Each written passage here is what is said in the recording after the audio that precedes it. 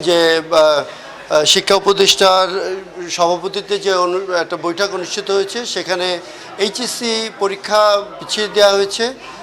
11ই August থেকে যে পরীক্ষা হওয়ার কথা ছিল তা 2 সপ্তাহ পিছিয়ে দেওয়া হয়েছে। শুধু পরীক্ষার সময়সূচি পেছানো হয়নি, এছাড়া আরও কিছু সিদ্ধান্ত নেওয়া হয়েছে। যেমন পরীক্ষার নিয়মে কিছু পরিবর্তন আনা হয়েছে। আমরা দেখতে পাচ্ছি যে পরীক্ষাটা 100 নম্বরেরই পরীক্ষা হবে, কিন্তু সেখানে উত্তর দিতে হবে অর্ধেক, অর্থাৎ 8টি প্রশ্ন দিতে হতো, সেখানে এখন 4টি প্রশ্নের উত্তর দিলেই হবে। তবে পরীক্ষার পূর্ণমান একই থাকবে। আমি যদি আপনাদের পুরো বিষয়টিকে বলি যে এইচএসসি ও সমমানের পরীক্ষার বাকি বিষয়গুলোর পরীক্ষা অর্ধেক প্রশ্ন উত্তরে অনুষ্ঠিত হবে, আর পরীক্ষা 11 সেপ্টেম্বরের থেকে আরও 2 সপ্তাহ পিছিয়ে যাবে।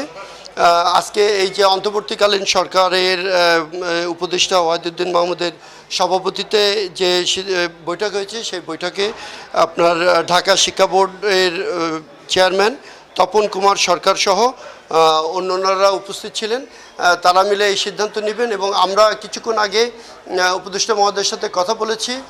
উনি বলেছেন যে বিস্তারিত বিষয়টি আমরা আরও একটু পরে জানানো হবে সংবাদ বিজ্ঞপ্তির মাধ্যমে, এবং আগামীকালকে উনি প্রেস কনফারেন্স করে সাংবাদিক সম্মেলন করে আরও বিস্তারিত সব কিছু জানাবেন।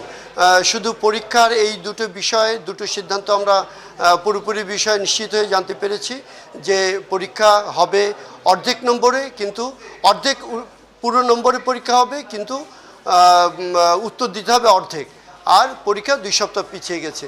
এছাড়া আরও যেসব সিদ্ধান্তগুলো নেওয়া হয়েছে সেসব সিদ্ধান্তগুলো আমরা আরও কিছুক্ষণ পরে জানতে পারবো, তখন আপনাদেরকে পুরোপুরি বিস্তারিত সিদ্ধান্তগুলো জানিয়ে দেব।